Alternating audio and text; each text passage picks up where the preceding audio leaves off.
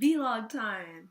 I decided to do a vlog today because I've been really busy and haven't been vlogging. I figured it'd probably be faster and easier if I just put on a video and talk to you guys and you can hear my voice or something. Yay, hello! As you can see, I dyed my hair. I dyed my hair in Seoul. Oh.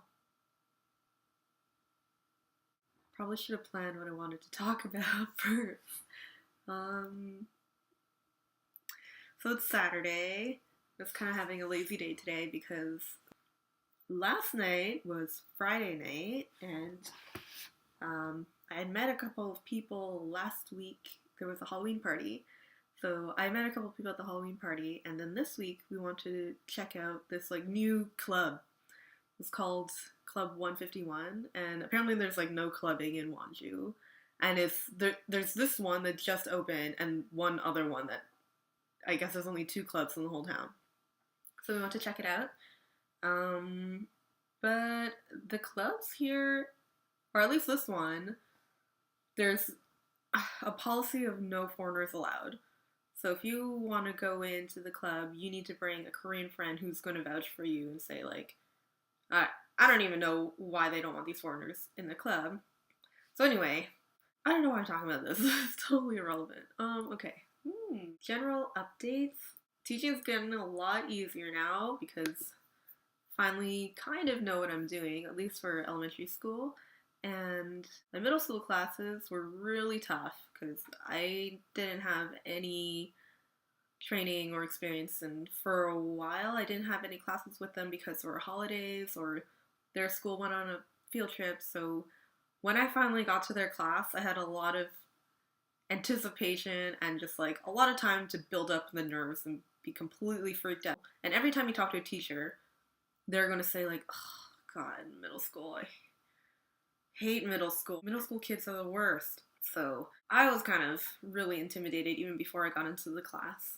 It's true, I mean like teenagers are teenagers. They don't want to listen to class. They just want to like have their break and whatever. But I'm getting over the hurdles. It's going pretty good now. Thank you so much for the advice and the help on the blog post that I made. How the heck do I make a lesson plan? Because I was having a complete panic attack. I don't think I would have survived that night without knowing at least that I had you guys giving me some support. So that was great. I was up until 4 o'clock that morning making these lessons, and it was so comforting to know that at least there were some people reading the blog still and giving me like a pat on the back across the web, so thank you. Aside from the textbook, which is totally these textbooks. Okay, some textbooks are okay. They'll have themes like today, where are you going? And you'll learn like I'm going to the mall. I'm going to the museum. The middle school textbooks have nothing. Each chapter is just completely random. There's no theme tying anything together. My last class, one of the grades that I taught, this chapter was, how do you feel? He feels nervous. He has a big exam, so they're learning emotions. Then they're also learning active and passive voice. So, like he did this, or it was done by him. And then they also were learning idioms, but these idioms had nothing to do with feelings or the other things. Like let's go for lunch. It's on me. Or it's raining cats and dogs. And no one actually says it's raining cats and dogs, I don't think. If you do, I'm sorry. Yeah, so that's interesting, trying to like cobble these lessons together. Aside from lessons, I haven't honestly had a lot of time just to hang out and like, write on the blog or do anything. I just got over a cold, which I've had for like 2 weeks. And still like kind of sticking around. A really bad cough that just got terrible. And then when you go to a Korean pharmacy, I don't speak any Korean. I went with a friend. So they were kind of interpreting for me, and then this little old man behind the counter is just like, oh yeah, take these, and he pulls out this paper bag and he puts in like 5 different kinds of mysterious medicine. Like, oh, you take these together after you eat. Take this one with warm water, and take this one 4 times a day. And I'm just like, okay. I was ready to die because I was just coughing so much. I was having a choking fit. And then he gives me this like warm ginseng drink. So I've been taking this medicine. Well, I took it for a while, and it really helped because at the time I was just like, you know, when you get like a dry patch on your throat and you just choke on it and you're just coughing a lot. That was happening to me. It got to a point where I couldn't eat for a while because I would just choke on my food. So I was so desperate. I was willing to take anything, and I brought some Buckleys with me, but I'm so afraid of running out or using it all. So I almost never use it. I just kind of like hoard it in my bathroom cabinet. So this guy gives me these mysterious medicinal pills. They really helped at first, but then, okay, so he said to take them after eating, and then one day I woke up and I ate them after breakfast, but I guess either I didn't eat enough food or I waited too long or something, but it burned a serious hole in my stomach. It hurt so bad. You know when you're so starving, your stomach is like, clenching on this really sharp rock full of nails. It was like that for 2.5 days, and it made me feel like I was starving, like I needed to eat so much food. But when I would have food and I would try to eat it, it hurt to eat. So I just couldn't eat anything really for a couple of days. So that sucked. Now I'm feeling better. Yay!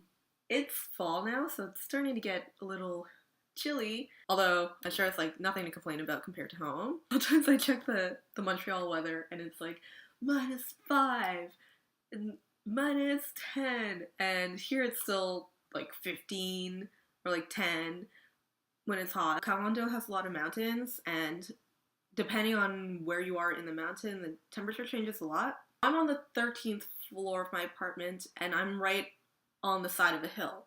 So in the morning it gets super misty, and the mist is really cold because it just goes right through your clothes and it'll just chill you.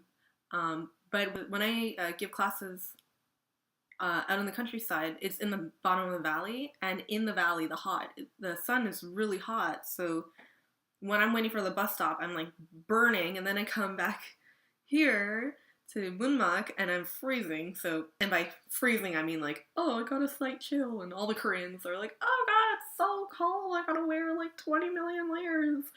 And for me it's like, well, the cold doesn't really penetrate past the skin, but I guess it's pretty chilly. It's kind of like, you know, when you get to that mid-September, after the initial like euphoric first week of semester, and you're in like the second or third week, and you're like, oh yeah, this is what it's like to be in school again, and all the work we have to do. Summer sun just like disappears, and the clouds are all gray, and you have the autumn colors, but they look kind of dreary, and it's a little damp. Like, it's like that. But it's not too bad. It's pretty good. We recently had a class on international, like, countries of the world and food around the world. And one of the key sentences is, how do you say, like, bonjour in English? And then they learn, like, a couple of just token words in other languages. So my co-teacher knows that, you know, like, I speak French and a little bit of Mandarin, so she put in these slides with French and Chinese. Oh, she goes, Andrea, teacher, how do you say student in Chinese? And then I say, we say 学生. No, 学生. We say 学生. Okay, I don't know what I'm doing right now. Half the time I feel like I'm just kind of bluffing to my kids that I know way more languages than I do, because I know them enough, but I'm not really fluent or anything. So anyway, I would say, we say 学生, and all of the kids. You know how in grade school, kids would always say something like, oh, 欣欣赏, 你好, whoa, oh, Chinese, Japanese, Korean, Vietnamese, things like that. Or like the classic, how do Chinese people name their children? They throw a bell down a set of stairs and listen for what comes out. So anyway, I'm saying like, oh, Kyung teacher, we say 学生 in Chinese. All of these Korean kids are going like 学生 hey hey 嘻嘻嘻嘻你好你好 and I'm like, part of me is just kind of like, I don't know if I should be offended, but you guys look ridiculous because you're also Asian. Like if you were in Canada or North America, people would be saying this to you even if you're Korean.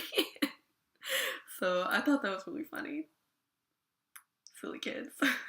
Back to the glasses. That's all I had time for now. I actually had a second part to the video, but I don't know what part of me thought that doing a video would be faster than writing a blog because editing this video took like for friggin' ever. It's 1:30 a.m. now on a Saturday, so that's not too bad. So yeah, let's cut it off for there, and hopefully when I have more disk space to make another video, I can post the second half. So I'll talk to you guys soon. Bye!